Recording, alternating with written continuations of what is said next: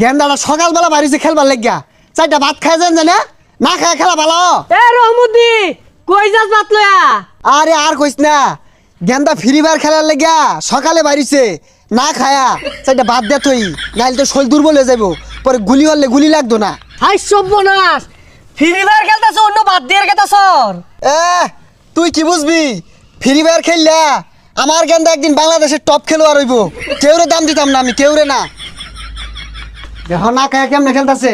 এ গেন্দা ভাত লইছি চারটা খায়ালো, পরে খেলবা যান, চারটা খায়ালো। আবার পরে খাইতাছি, আই খেলো লই ম্যাচটা শেষ করি।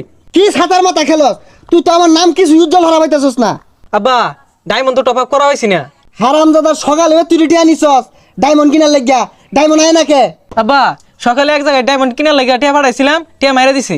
ওই হারাম দাদা কে কি বলতে পাছা দিয়া পরে আইরা কইরা কইতে কিনস